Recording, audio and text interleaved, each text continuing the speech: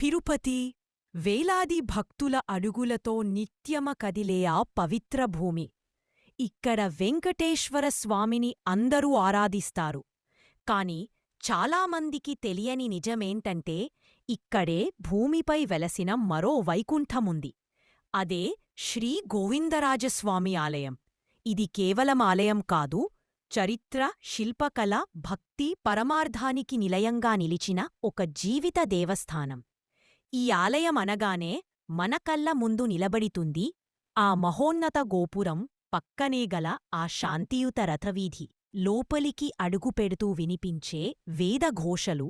ఈ ఆలయాన్ని 12వ శతాబ్దంలో శ్రీరామానుజులవారు స్థాపించారని, ఆయన తిరుమల శ్రీవారికి ప్రత్యేక సేవలు ఏర్పాటు చేస్తూ గోవిందరాజస్వామిని ప్రతిష్ఠించారు. తిరుమలలో ఉన్న శ్రీవారి ఆలయం పర్వతంపై ఉండగా, గోవిందరాజస్వామి ఆలయం నగరంలోని హృదయభాగంలో ఉంది. ఇది ఒక్క వైకుంఠాన్ని గుర్తుచేస్తుంది.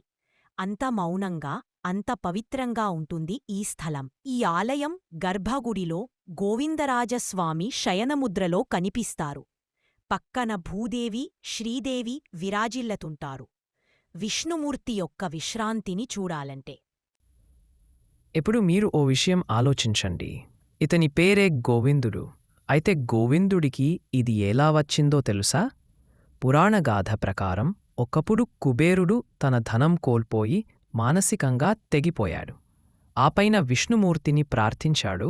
అప్పుడు గోవిందరాజస్వామిగా అవతరించి అతనికి ధనాన్ని తిరిగి ప్రసాదించాడట. అందుకే ఇక్కడ భక్తులు విజయానికి, సంపద కోసం, శ్రేయస్సు కోసం ప్రార్థిస్తారు. స్వామి, నన్ను కాపాడి, నాకు దారి చూపు, నా కష్టాలు తొలగించు అని ఏడుస్తారు. ఇక్కడ వచ్చే భక్తుల కన్నీళ్లలో ఆ గాఢమైన నమ్మకం కనిపిస్తుంది. ఇక్కడి వాతావరణంలో ఆ దివ్యత మసలుతుంది.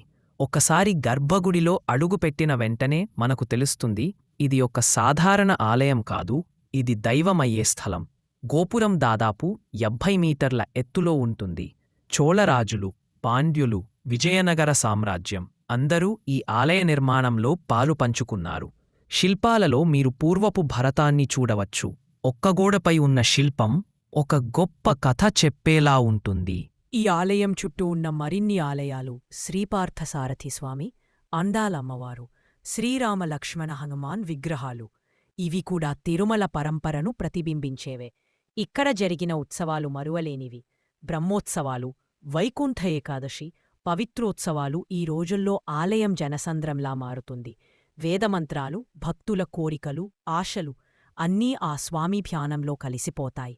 చిన్న పిల్లల నుండి వృద్ధుల వరకు ప్రతి ఒక్కరూ ఇక్కడ ఒక ప్రశాంతతను పొందుతారు.